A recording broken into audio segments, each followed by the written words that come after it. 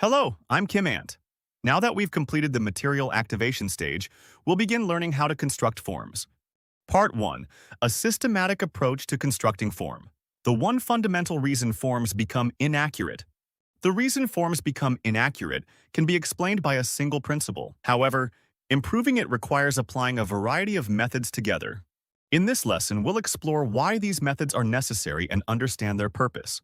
In this chapter, we'll examine the reference material and anticipate the kinds of form errors that are likely to occur. First, let's look at some common examples of inaccurate form construction. The first issue is positioning.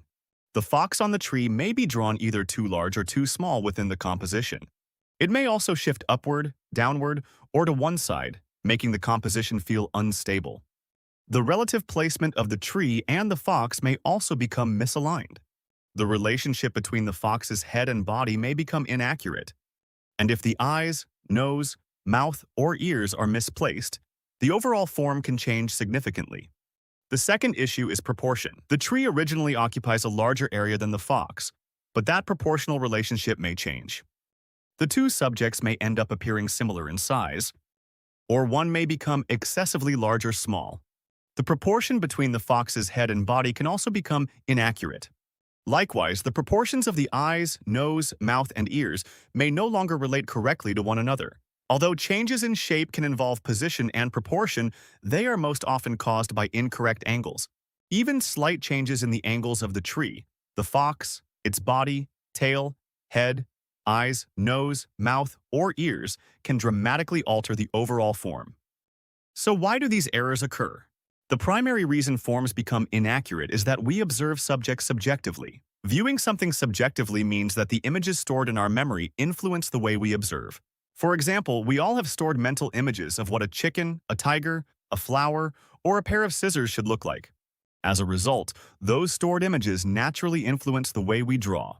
The same phenomenon occurs during observation. If the fox's ears appear pointed, we tend to draw them even sharper than they actually are. If the tail seems round, we exaggerate its roundness. If the eyes appear narrow, we often draw them longer and thinner than they really are. When personal interpretation and judgment strongly influence every part of the drawing, the observation becomes subjective. Most people construct forms within this subjective framework. As a result, the finished form may not match their intention. Even if they recognize that something is wrong, they often cannot identify exactly what is different or why. To reproduce a form accurately, we must develop objectivity. In drawing, objectivity means making judgments based on observable facts that most people can agree upon, rather than personal assumptions. Even if your technical skills are not yet sufficient, maintaining objective observation will eventually allow the correct form to emerge. In summary, inaccurate forms are usually caused not by a lack of drawing skill, but by subjective judgment interfering with observation. From the perspective of creating artwork, subjectivity should not be discarded entirely. As discussed earlier, a drawing gains meaning when the artist becomes the active creator. However, the key lies in the order of the process. Objective form should be established first, and subjective interpretation should be added afterward. Only through this process can personal interpretation be expressed naturally. Conversely, applying subjectivity without an objective foundation is more likely to be perceived as an error than as interpretation. Simply copying a subject exactly is not the ultimate goal of practice. However, rejecting the process or dismissing it too quickly can also become a form of avoidance that hinders improvement. What we are practicing is not the ability to copy perfectly, but the ability to observe objectively. The purpose is to build subjective expression upon a foundation of objective observation. In summary, forms become inaccurate because the subjective images we've developed throughout life influence the way we observe. As a result, we perceive the subject differently from how it actually appears. Therefore, accurate observation requires an objective method of practice. The correct sequence is to develop objectivity first, then apply subjectivity.